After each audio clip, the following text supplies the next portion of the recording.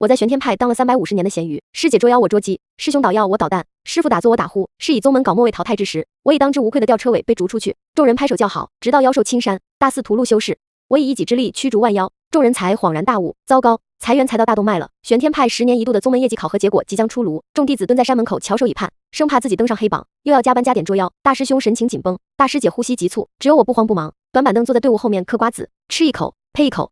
早知道上次在永宁村除妖就不该心软放他们走，不然就能多攒几颗妖丹了。大师兄眉头紧锁，一脸懊悔的走来走去。在玄天派1年能拿12万灵石弹药大小周，捉妖压力还大。去青云宗只能拿5万，但没有每年100颗妖丹的硬性指标，还双修。要是宗主真那么狠心开除我就跳槽回青云宗。大师姐掰着手指碎碎念，一副咬牙切齿的模样，则杞人忧天。宗门业绩考核一向看重修仙经验，资历越老越吃香。大师兄周末在玄天派打了500年的工，捉妖炼药样样精通。大师姐柳莹虽然200年前才跳槽过来，但也有400年的修仙经验，而我有师傅凌霄尊者谢兰他老人家当后台，在宗门混了350年，没人敢对我说句重话。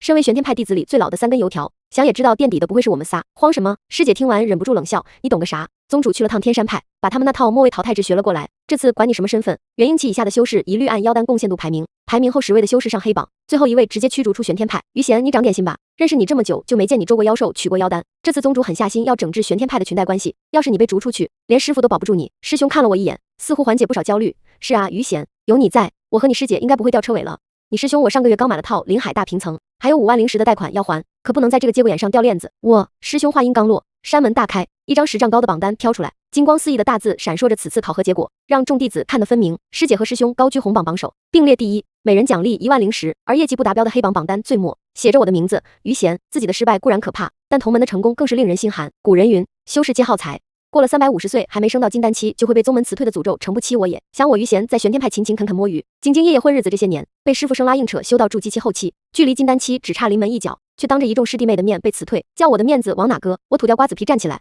高举右手拳头，我反对。宗门修士当以修行为先，保护百姓为己任，何时以杀妖贡献妖丹数为唯一标准？反对无效。宗主道袍飘飘出现在山门半空，捋着下巴上为数不多的几根须须，居高临下的睥睨我。于贤，你资质平平，成日正事不干，每年光薪资就要拿去10万灵石，还要补贴你吃穿，你说说，百无一用，还有什么脸赖在玄天派？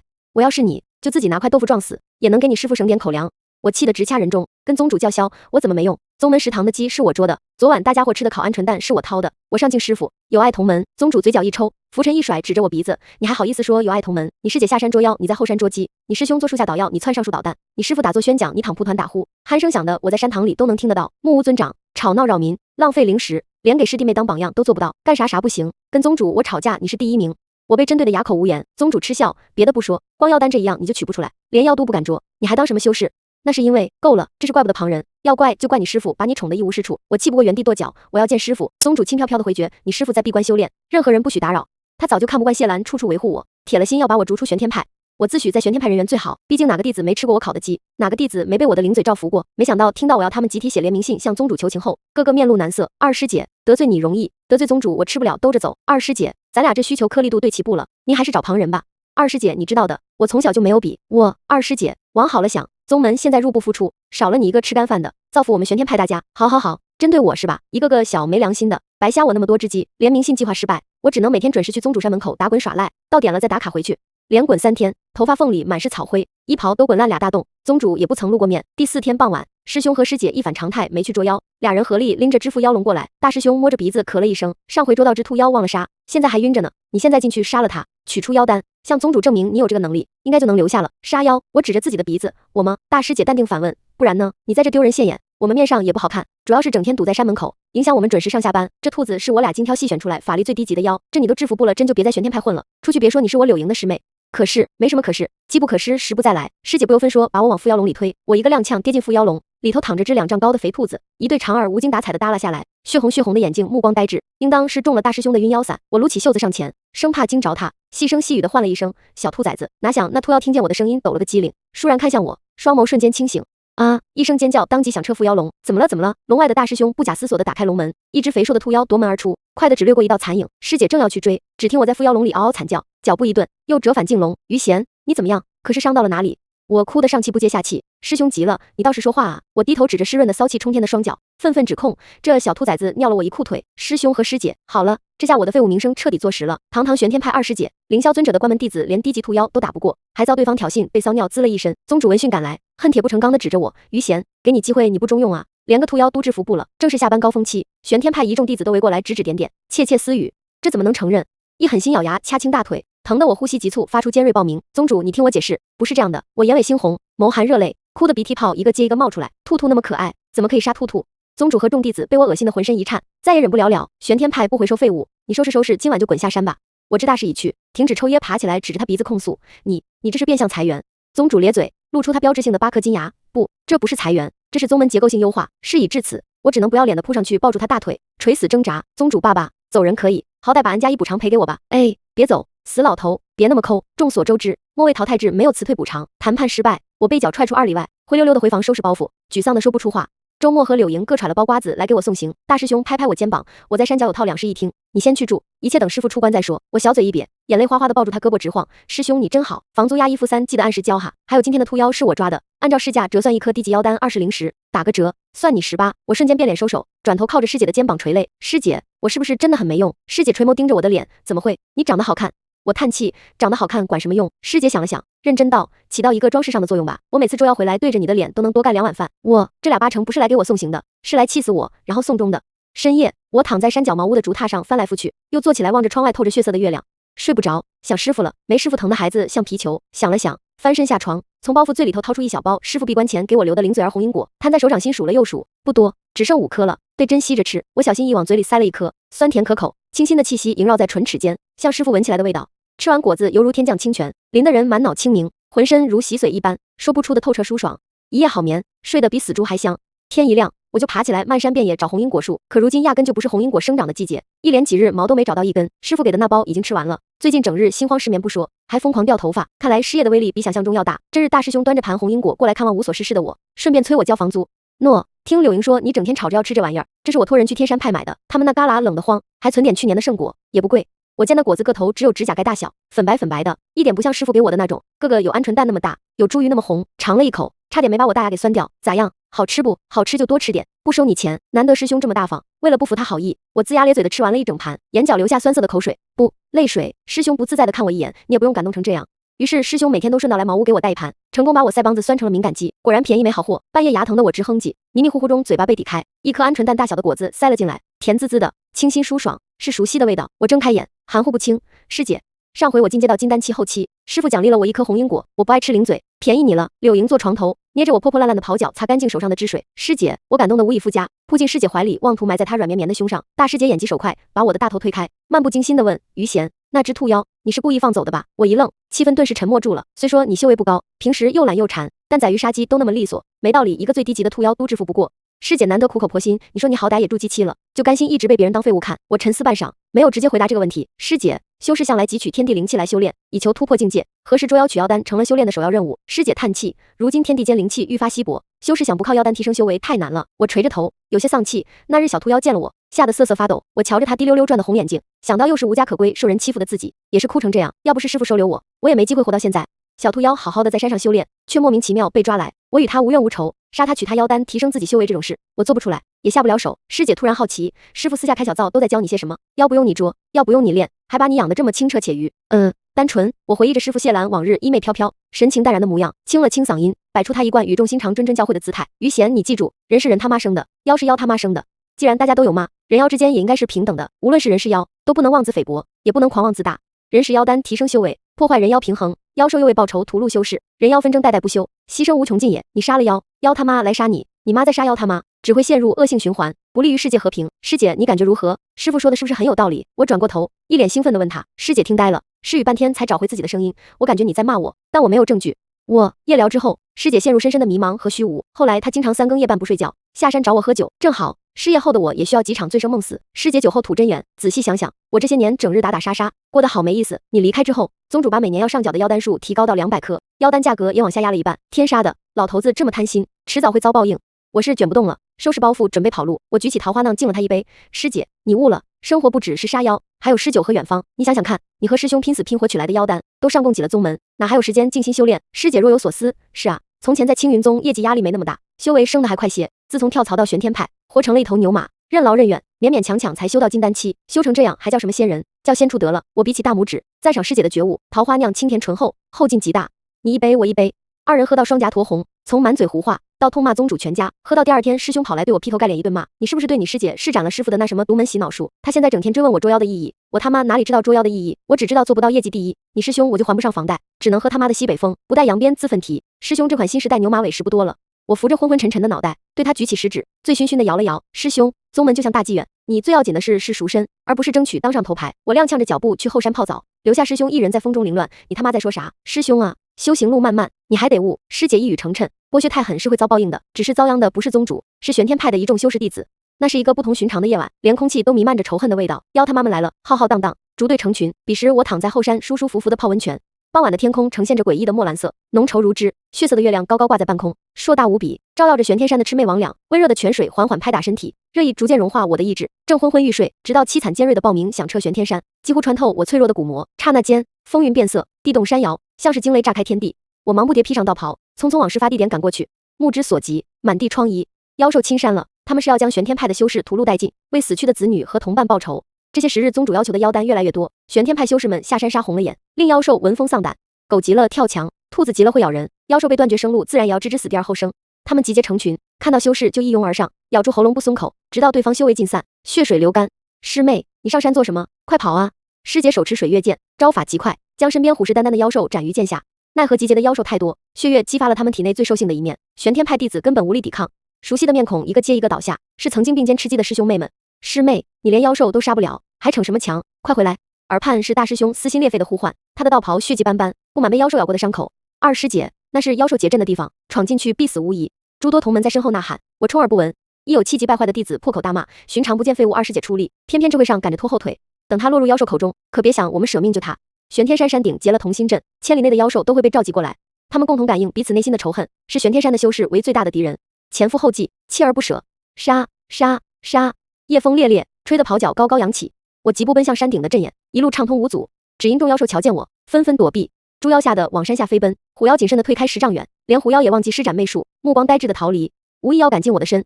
山顶的阵眼聚集着实力最强的妖兽，他们双眸紧闭，以身结印，设下易守难攻的阵法，等闲修士绝不可轻易靠近。我纵身一跃，轻松落入阵法之中，无妖阻拦。对不住了师姐，上回是我说谎，小兔妖不是我故意放走的，而是被我吓走的。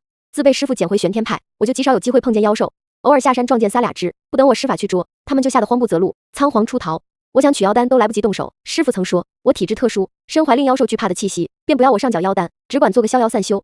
是以这些年来，我根本没机会展示自己的本事。这玄天派废物的帽子往脑袋上一扣就是300多年，眼下正该我发光发热，普照同门的时候。我御风飞行至阵法上空，祭出多年才用一回的破天剑，左手结印，右手挽出一道剑花，破开同心阵法。底下的妖兽睁开双眸，感受到顶上的凌冽的气息，纷纷神情大变，忙不迭地退开数丈远。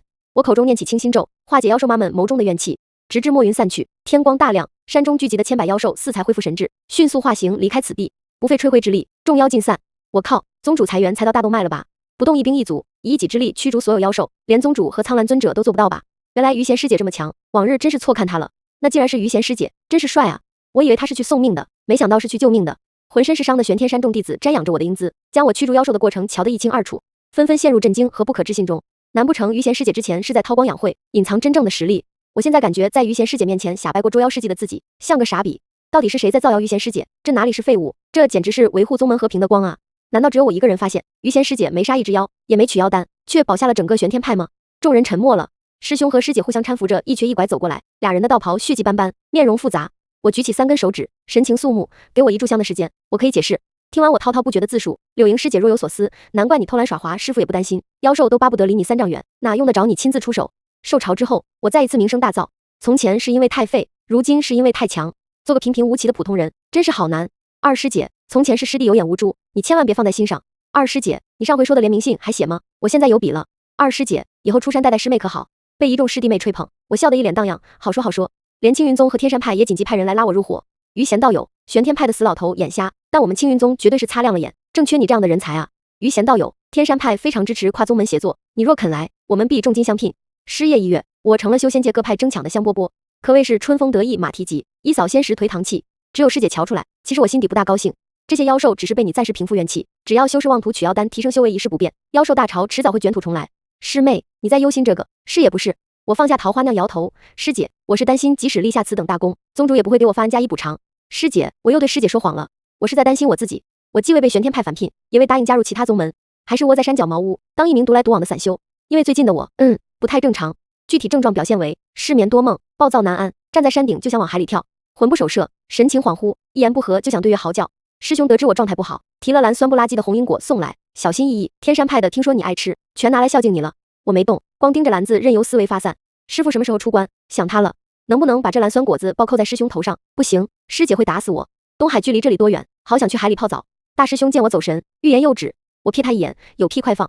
他神情古怪，于贤，你怎么穿着柳营的睡衣？我低头，是上回师姐在这过夜留下的那套。对哦，我怎么又穿错了？难不成连眼神也不大好了？没等我解释，也没等我问他怎么认出来这是师姐的睡衣，大师兄突然捂住鼻子后退。于贤，你好骚啊！我面容扭曲，拍桌而起，不是我，是上回那小兔崽子的尿骚。2个月过去，身上的骚气还没消散，反而越来越浓郁。除了骚，还有股若有若无的腥味萦绕周身，哪怕一天去后山温泉泡3次澡也不管用，根本洗不掉，简直令人抓狂。大师兄忽然面色惨白，指着我的眼睛，于贤，你有事瞒着我们。我慌了，克制不住的手抖。现在杀掉师兄灭口还来得及吗？大师姐得到消息，匆匆赶来，她的神情是从未有过的严肃。于贤，你知道吗？只有妖精的眼里，天空一直是墨蓝色，月亮是血色的，且无法克制习性和本能行事。我摊开手，望着皮肤底下逐渐往外蔓延的鳞片，抬起幽蓝泛白的眼眸，轻声问：是吗？是，你的症状全部符合，精神失常，魂不守舍，恰是因为你不适应当个人，想回归原始本性了。所以我其实是妖，可我怎么会是妖呢？我10岁那年就被谢兰捡回玄天山，修炼、打坐、炼药，从里到外完完全全是个人啊！人的喜怒哀乐、爱恨悲痴，我亦有。师傅他知道吗？因为我也是妖，别的妖兽就不敢近我的身，这是为什么呢？未免夜长梦多，师姐和师兄打算送我去东海藏身，等师傅出关再从长计议。然而没等计划成功，宗主醒了，东窗事发，他将我3人提溜进山门内堂，严加拷问。妖兽攻山那日，据说宗主被10只修炼1000年的大妖集体围攻，陷入昏迷，时至今日才恢复神智醒来。听说是我驱逐了妖兽，不惜亲自下山来寻我。哪想我的妖化进度太过猛烈迅速，除了脸，浑身长满鳞片，隔着老远都能闻到身上的腥气。大师兄提着我的包袱，大师姐拎着我要带走的零嘴，3个人鬼鬼祟祟，偷感很重的样子。完犊子，被抓了个现行。宗主当即气得火冒三丈，布下天罗地网来拘我。于贤，你身为大妖，隐藏身份潜入玄天派多年，到底有何阴谋？难怪这么多年你不肯杀妖取妖丹，妖兽侵山，是你里应外合，和他们伙同好的吧？宗主，我是妖这件事我也是昨天才知道，至于阴谋吗？还没来得及想，一派胡言，我会听信你的鬼话。宗主左手引雷，瞬间劈了过来，震得我浑身发麻，嘴角沁出一丝血迹。宗主，于贤他是无辜的，师兄和师姐齐齐跪下为我伸冤。闭嘴！你2人隐瞒不报，还包庇这个孽障，视为同罪。宗主再次引雷，还是往我身上劈，你们为他求一次情，他便替你们受一次刑。我忍了忍，哇的张嘴再吐出一口血，想笑却没力气。宗主，妖到底怎么你了？你这么恨妖？妖在人间为非作歹，屠戮修士，你还好意思问怎么了？可我从未伤过人，甚至救下玄天派满门，这也有错吗？你是妖，这就是原罪。宗主双手结印，欲施一招斩妖诀，这是要取我妖丹的节奏。异样的红光袭来，我紧闭双眼，预想中的疼痛却没有如期到来。有人感应到我有性命之忧，强行出关，从天而降，反手替我挡过一招。于贤是我带上山的，若要罚，宗主不如直接罚我这个罪魁祸首。谢兰一袭白衣飘飘，玉骨风姿，帅的人合不拢腿。师傅，您终于出关了，我感动得热泪盈眶，像是看到了救星。谢兰，你早知他是妖，还把这个祸害带进宗门，隐瞒身份300多年。宗主见状怒不可遏，是又怎样？谢兰姿态闲散，漫不经心地往我嘴里塞了颗红因果，洗髓般的灵力流淌过4肢百骸，身上的鳞片消失，那股烦恼了我2个月的腥味也瞬间消散，熟悉的气息笼罩而来，我才知晓，一直以来师傅给我的红因果注入了他的修为和灵力，难怪大师兄拿过来的便宜酸果子不管用，毕竟不是用师傅的灵力浇灌而成，无法掩盖我身上妖气。谢兰，你休要与我作对，今日我定要除去这个宗门耻辱，替天行道，此等妖孽绝不可存活于世。谢兰翻了个白眼，妖怎么你了？妖杀你妈了！我早告诉过你，少吃妖丹，少造孽，人妖平等，大家各凭本事修炼，妖没欠你的，妖他妈也不欠你，少拿修士中心主义那套来搞道德绑架。师傅这嘴真的淬了毒似的，一如既往的利索。宗主被他气得七窍生烟，谢兰不依不饶，只往他痛处戳，到此为止吧，拿什么人妖势不两立当借口，不过是你这些年来无力汲取天地灵气修炼，只能靠服用妖丹强行提升修为。3月前又被我发现你的秘密，便暗中搞偷袭，害我强行闭关，就为了趁此机会除我爱徒，杀妖晋升，不过是为了一己私欲，说的这么冠冕堂皇，所以这才是宗主命众弟子不惜一切代价夺取妖丹的真相。大师兄神情震怒，我们拼死拼活当牛做马，竟然是为了让宗主飞升。好消息，师兄这头牛马终于醒悟了。大师姐神色震惊，附在我耳边嘀咕，无力汲取天地灵气，修行无能，那不就相当于不举？喂，师姐，你的关注点未免有点那个了。不过我深以为然，挺像的，反正都是不行，把妖丹当壮阳丸用，可劲造。嘀咕的有点大声，谢兰瞥过来一眼，意味深长。我默默打了个寒噤，少废话，你们3个今天别想活着走出玄天山。宗主被当众掀掉披帘，恼羞成怒，从储物法宝中掏出大把颜色各异、口味多样的妖丹，不要钱似的往嘴里塞。原来弟子们上缴的妖丹都被他中饱私囊了。谢兰，你如今不过元婴期，而我已经半只脚踏入化神，你们加起来都打不过本宗主。更何况这数百年来，你为了掩盖这妖徒身上的妖气，日日灌血给他，流失大把修为和灵力，如今不过是金玉其外，败絮其中，日日灌血给我。我眉梢一挑，望向谢兰，忽而想起师傅平日最爱投喂我鸡血羹、猪血糕和鸭血粉丝汤，更别提拿来给我当零嘴的红因果，个个圆溜溜、红彤彤。原来我吃的都是师傅的血啊！一个不好的猜测浮现在脑海，我扯着谢兰的衣摆，师傅，你先给我透个底，我是不是只蚊子精，专吸人血的那种？谢兰垂眸沉思，你确定你能接受？总不会是蚂蟥精吧？我心间一颤，视死如归的看着他，能？你给我实话实说。实话就是，你的原身是条咸鱼，还是风干了100年的那种咸鱼精？咸鱼精，原来我是条咸鱼精，不是美人鱼精，不是狐狸精，而是咸鱼精。呵呵，怪不得我发疯的时候想去跳东海，原来那才是我理想的征程。嘴角几乎挂不住笑，不自觉的往下撇，所以我有兴起是因为我是条咸鱼啊，我还以为是失业躺平太久躺出来的死宅味。大师兄恍然大悟，难怪最近食堂的饭菜愈发咸了，后山山泉是被你泡咸的吧？我百口莫辩，委屈的流下2道腥咸的泪水。谢兰伸手替我拂去眼泪，不过好消息是，你这条咸鱼实力强的可怕，乃万妖之首。我捡到你的时候，你已经在东海逍遥称霸了50年，手底下的虾兵蟹将不计其数。500年前，我还是一条东海里无知无畏、自由快乐的鱼，因为太贪嘴，意外吞下一颗遗落在海底的珍珠。那时谢兰已经击败当年的妖王，一战成名，成为玄天派当之无愧的苍蓝尊者。妖王虽死，可他的妖丹却一直下落不明。等谢兰循着妖王气息来到东海时，发现我早已化成人形，在海边渔村当流浪儿。只不知为何我失去了在海底称王称霸的记忆，许是鱼想上岸获得双腿必须付出代价的缘故。有些美人鱼牺牲的是声音，而我咸鱼牺牲的是作妖的记忆，以为自己是无父无母的10岁小丫头，胆小爱哭，还楚楚可怜的那种。我在海底吞下的珍珠正是妖王元丹，奈何凡鱼之躯承受不了如此猛烈的妖力，东海震荡，我被漩涡大浪甩到岸边浅滩，足足在日光下暴晒了100年，成了一条咸鱼干，才消化掉妖王的妖力。自此我咸鱼戏海，一举成为海中霸主。可潇洒久了会腻，也想体验做人的滋味，于是我祭出妖力，化人形上岸。谢兰探明我的身世后，便隐藏住我的妖气，带我来到玄天派收为关门弟子。难怪师父常教我人妖平等的理论，原来是怕我得知真相后自卑。我恍然大悟，也是怕你自大，毕竟你还有召唤群妖、降服众妖、威慑万妖的实力。好在为师教导有方，你既善良谦逊，不滥用本领欺压妖兽，又不忘咸鱼本性，时刻摸鱼。无论是做人还是做妖，你都做得很好。谢兰对自己的教学成果很是满意，我被夸得沾沾自喜，师兄师姐一听得津津有味。除了那厢忙着吞吃妖丹的宗主，见不得我们这里师父情深，癫狂大叫：好啊，你既是妖王，待我吃下你的妖丹，便能召唤众妖为我所用，自此天下无敌，再无对手。无数红光袭来，招招致命，都被谢兰准确无误地挡下。宗主虽癫，但有句话说的没错，师父的修为流失太多，不是他的对手。谢兰面色如常，却控制不了轻颤的手指，硬撑罢了，这死装的，都让开！我闭上眼，怒吼一声，势必要装个大的。既知晓原身乃万妖妖王，岂有不用的道理？当即催动术法，在脑海深处呼唤原身。山堂摇摇欲坠的屋顶哗啦破开，一条长10丈、宽5丈、浑身布满银光鳞片的咸鱼横躺在玄天山山顶，吓得众弟子纷纷逃窜。一出场，浓烈的腥味便飘散至百里之外，所到之处寸草不生。我翻着死白的鱼眼，对准底下白絮飘飘的宗主，口吐妖语：听说你想吃本王？没等宗主开口应答，我便一个鱼尾横扫他的脸，啪啪拍上去，友情提醒：本王这鱼身饱经风霜，又烟熏火烤日晒了100年，熏得梆梆硬，不溜一下是不能吃的。宗主遭此羞辱，气急败坏，仗着吃下的妖丹变成同我一般大的身形，这是化神期才能做到的。数道招法哐哐往我身上砸，砸出铜墙铁壁般的声音，对我的伤害如隔靴搔痒。鱼贤当心，正得意的摇尾巴，一道白光正中眼睛，灼热袭来，疼得我哇哇大叫，鱼尾巴甩得震天响。被这死老头找准弱点，再不敢睁眼，四处逃窜，尾巴又忽然像被烈油灼烧般滚烫。回头一看，靠，说溜就真溜了，还是缺少战斗经验啊！师妹莫怕，我们来救你了。说时迟那时快，2道水流从天而降，集中浇灭我尾巴上的火势。师兄和师姐各站两边，正用法术催动山泉替我灭火。双方打斗正酣，忽而狂风大作，电闪雷鸣，天降血雨。好巧不巧，兽潮再次侵袭玄天山，乌泱泱的妖兽大军卷土重来。因宗主那老头吞下致死量的妖丹，沾染太多死去妖兽的怨气，引来强烈的反扑。此处汇聚的怨气过重，连我这个妖王都无法唤醒众妖兽的理智，战况愈发不可控起来。宗主陡然实力暴增，将师兄师姐震出100丈远，只对着我的眼睛和尾巴强攻不舍。妖兽将他团团包围，一拥而上，却被他催招炸得血肉横飞，根本拦不住。一时间战况倒转，我竟处在下风。贤儿，离他远点！谢兰不知何时飞至半空，护在我周身。他掐指算了算，估摸着是时候了，开始手动倒计时：10、9、8。死老头杀红了眼，根本顾不上谢兰在说什么。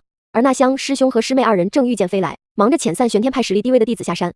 4、3、2、1，师傅这是要干什么？点火，发射！贤儿，闭眼！话音刚落，巨大的轰鸣声在背后响起，轰隆隆不绝于耳。谢兰温润的双手及时捂住我一对死鱼眼，别怕，宗主承受不住过多妖丹的妖力，爆体而亡，尸身炸得4分5裂，腥臭的血腥味弥漫不去。早说了，叫你少吃点，少吃点，对身体不好。谢兰对着一地惨状摇头叹息，师傅这老狐狸，分明是算准了他会有如此下场，故意利用我的身世拖延时间，好麻痹宗主，让他多吞2口妖丹。怪不得刚才我们落入下风，他一点不着急。宗主死状惨烈，可妖兽多年来被修士欺压的怨气却无法轻易平复。饶是我用妖王之力威慑众妖，念了一夜清心咒，也不甚管用。妖兽被愤怒和怨气操纵的失去神智，攻击修士，甚至自相残杀。不仅是玄天山、青云宗、天山派也遭遇此等状况。师傅，我茫然地看着眼前修罗地狱般的惨状，不知所措。我是不是史上最没用的妖王？身怀滔天妖力，却对此无能为力。世间的怨气与灵气此消彼长，修士妄图通过吞噬妖丹走修炼的捷径，却滋长了邪祟的怨气，使得天地灵气愈发稀薄，灵气难以汲取，愈发依赖妖丹修炼，自此陷入恶性循环。若这样的循环不被打破，修士与妖兽斗得两败俱伤，人间将会生灵涂炭。我催动妖力，促使咸鱼原形变大，直至巨如鲲鹏，遮蔽大半天空。于贤，你要做什么？快停下！见我的鳞片愈发透明，身形若隐若现，遇见而来的师兄和师姐似乎看出什么，拉扯住谢兰的衣袍。师傅，快让师妹住手，她要自毁妖丹。谢兰神情悲悯，眸中似有泪珠闪烁，望向飞至上空的我。为师修为已经耗尽，无力阻拦。贤儿既下定决心，就不会轻易动摇。可是没有可是，一经落，万物生，这是亘古不变的规律。想要平复妖兽怨气，需将妖王之力送还于万妖，这是唯一的出路，别无他法。蚀骨之痛传至全身，体内妖丹尽毁，消散于世。空中那条庞大星山的咸鱼也随之不见。自此尘归尘，土归土。好在这妖王元丹本就是我白捡来的，没了不算可惜。在世间多活500年，当过鱼，当过妖，当过人，当过霸主和废物，当过嘴欠的师妹和嘴馋的小徒弟，不枉此行。只是再见了，周末师兄，柳莹师姐，还有师傅。100年后，玄天山脚茅屋，师傅当年修仙的时候，算术一定学得最好吧？谁能算得过你啊？柳莹师姐边啃红樱果边阴阳怪气，周末师兄也从桶里捞起颗水灵灵的果子啃，含糊不清。就是师傅真把我俩当外人，这么大事都瞒着，太过分了。谢兰一袭青衣，墨发高束，闻言脸不红心不跳，少吃点，你们师妹最护食。周末和柳莹俩人齐齐翻了个白眼，真是偏心偏到姥姥家了。我从屋檐上飞下来，一会儿看看大师兄的脸色，一会儿吹吹师姐的发丝儿，以示安慰。只是他们都看不见我，于是扯了扯指头上无形的牵丝引，用意念传达：师傅不许偏心。谢兰无名指动了动，嘴角微扬，啪的端出一盆红彤彤的果子放到2人面前，都是你们的了。这红樱果长于山脚灵气最充沛之处，个大红圆，汁水充足，吃一颗抵凡人1年的修行。师姐咕哝一声全抱过来，这还差不多。自从100年前咸鱼妖王自毁妖丹，驱散怨气，修士和妖兽便达成了和平协定，互不侵犯。如今天地间灵气充裕，修士修行再不用依赖妖丹，各凭本事和造化。而我于贤以游魂的形式在师父身边活了100年。当年谢兰给我300多年的血不是白灌的，大战时他耗尽仅剩的修为化为千丝引，成功在我灰飞烟灭前锁住我的魂魄。从此我2人同生共死，只要师父活着，我便也活着。所以我自毁时，他是一点不心急，他是早算到今天了，害我浪费感情在心里和他告别那么久。偏偏他心眼子贼坏，不把这事告诉大师姐和大师兄，眼睁睁看他俩为我哭坟了几十年，直到近日我快恢复人形才告知他们这个秘密。不怪俩人生气，我是寻思你们师妹也是为了维护和平牺牲，要是能有亲近之人给她上上香、哭哭坟、尽尽孝，没准这化形的时间能缩短些。毕竟我以师父的身份去给他磕头不合适，他受不住。况且我忙着养他元身，没那时间啊。这是精细活，你们养不来的。谢兰自有他荒诞的理由，不知他从哪个旮旯找来一条焦黑的咸鱼干，说是我的元身，走哪揣哪。有时泡在后山温泉，有时和师父的衣裳一起晒在后院晾衣架上，有时谢兰嫌师兄熬的汤太淡，就拿我出来涮个锅，增些咸味，或是顺手用我搓洗攒了好几天的锅碗瓢盆。毕竟我坚硬的鳞片用来刮锅灰力度刚刚好，就是这样精细的养了我元身100年。时至今日，我的魂魄早已汲取够天地灵气，化形不过是我一念之间的事。然而看着柳莹师姐比锅底还黑的脸色，我决定给师父一些难堪。3人在茅屋里等到天黑，也没等到我现出原身。谢兰头一遭失算了，女人的报复心很重，她没算到。师姐得意奸笑，师妹生气了，老谢有的哄了。师兄更是幸灾乐祸，揽住师姐的肩膀，走，咱们回家，留她一个孤家寡人慢慢等。3年过去，我眼睁睁瞧着谢兰的脸色从志在必得变换成焦如黑炭。尤其是周末和柳莹这俩，每天都要来看一番笑话，蹭一顿饭，再夫妻双双把家还。我整日四处飘荡，吃瓜看热闹，好不自在，的确有些乐不思蜀。但事实证明，男人的心机更重。这日师父洗完澡，特意没穿上衣，躺在窗边竹榻上小憩，全然不似往日遮得严严实实。我的好奇心由来已久，没忍住这等美色诱惑飘了过去。肌理细腻、块垒分明的腹肌占据了我的视线。怎么拿这个考验干部？手比脑子快，当即化为人形摸上去，温凉坚硬的触感摸得我爱不释手，呲着大牙正乐。看来当游魂也没甚意思，看得见摸不着。做什么？一双手倏然将我抓牢，我心间一颤，躲避不及，只好摁住他小腹，淡定道：窗边风大，给你盖一下肚脐眼，可不能冻着。谢兰一双桃花眼似笑非笑，舍得回来了？早就想回来了。